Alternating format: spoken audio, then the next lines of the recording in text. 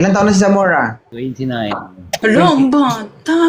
Ayaw mo sa 29, Bel, ha? Pwede naman. Pumuputok din naman yan eh. Okay lang sa'yo, sir. 42, mag-43 na ito. Kunti, ina lang yung panahon na ikakaligaya mo sa kanya. Kasi Uy! Hindi ah. Mas masarap ang 40 kaysa sa mga bata. Ay. Bakit ilan taon Mas na masarap si ang mga 42. 42. Oh, para kang naglaro ng bingo. Ito, sir, ha? Tandaan mo, sir. Ang tunog ng dalaga, ang tunog ng 42, agoy. Na. Hindi hindi nga sampol. Wag. Oh. Oh, kausapin mo, sir, si ma'am. Taga saan si ma'am? Taga saan ma'am? Taga Bulacan po ako pag nasa sa Pilipinas. Pero ngayon, Taga saan po kayo? dito ako sa Binangonan. Binangonan, Rizal. Ako, Bicol ako. Bicolano. Ang laki ng katawan mo. Ang laki ng mga bicep mo. Anong ginagawa mo? Naggaganon? Yung nagmamasa? Hindi, restaurant. Restaurant. Pwede mong gawing harina to. Masahin mo umaga, tanghali, gabi.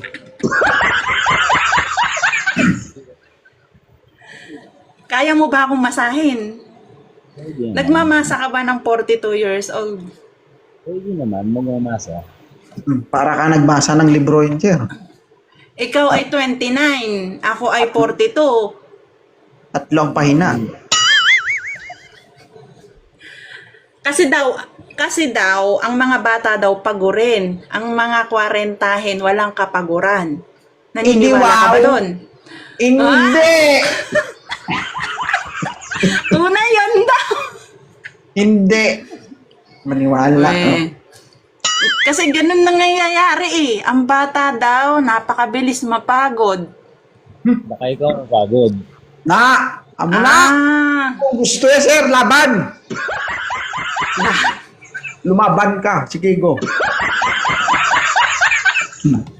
Kasi kami daw mga kababaihan, kayo daw kaya lang ng isang putok. Kami, kaya namin, napakarami. Baka ako baliktaran yun. Alam mo kasi, baby, no? Iba-iba ang meron sa lalaki. Okay? Just like me.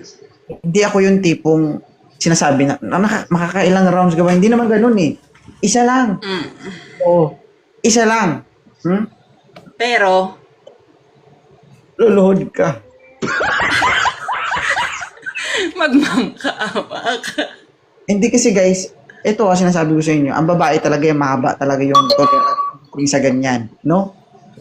Huwag nyo banatan agad, ha? Alam niyo yung tinatawag ni Tito Punchero na Daddy O, gamitin niyo yung 3.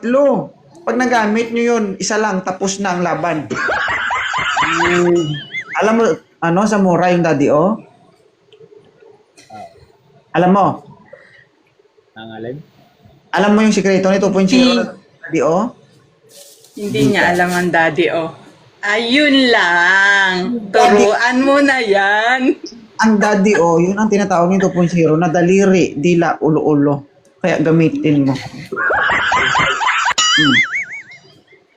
Hindi kasi, meron kasi na yung tipo, pag diretso agad, huwag diretso ha.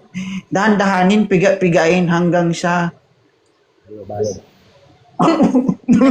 Hanggang sa... Hindi. Tandaan nyo guys, sa isang relasyon, napaka-importante ng bagay na yan. No? Yung paligayahin yung partner mo. Kaya dapat, siyempre, bago mangyari ang lahat, alamin mo muna sa partner mo kung ano yung gusto niya. Di ba?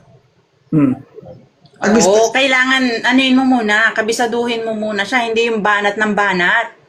Ano ba gusto mo? Mahina o mabilisan? Mga ganun. Mag-request man yan. Ganun. Sasabihin mo, lights on o lights off ba? Oo, tanongin mo, Yan. anong gusto mo? Yung dandahan o mabilis? Pag sinabi yung dandahan, hindi dandahan. Ganon.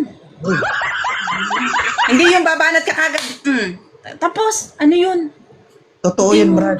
Maniwala ka sa Ito akin. yun. Hindi, tayo kasi mga lalaki, alam ko na napaka-harsh natin eh. Huwag lang yung tayong masunod. Dapat, alamin din natin yung gusto ng partner natin. Bakit? Kasi yun yung magpaano sa kanila. Kahit gaano kapagod yun, pag binanatan mo, at nagustuhan ka, naku, halos hindi matulog. Kahit magdamag, gising pa yan siguro. Ay, syempre, pag nagustuhan ko talaga abang-abangang yan. O, kahit puntahan natin ngayon, yung asawa ko gising pa. Nakaisa eh. Alas 2, 22 na oh. Ay, yan ang kasarapan doon, 2.0, yung madaling araw. Narito, Hindi lalo totoo na dito. guys. Alam nila dito eh. Alam mo, being mag-partner, kapag naibigay mo yung gusto ng partner mo, gumaganda yung mood ng babae. Maniwala ka sa akin, sir. Sa akin, sir, pag galit yung asawa ko, talikod. May magawa ka? Ay, Paglabas, sir. Kinulong ko lang saglit. Paglabas, nakangiti na yan. alam na, sir. Alam na sa mora. Alam na. Okay lang Ikaw to. nakatulog. Ha? Okay na to. Ikaw nakatulog. Batang-bata naman kasi. Ano bang maedad ng Sorry sa mora, ha? Kasi ayoko, baka ako'y matulpo, ha? Balik ka Kasi mamaya. bata ka pa masyado sa akin. Ikaw ay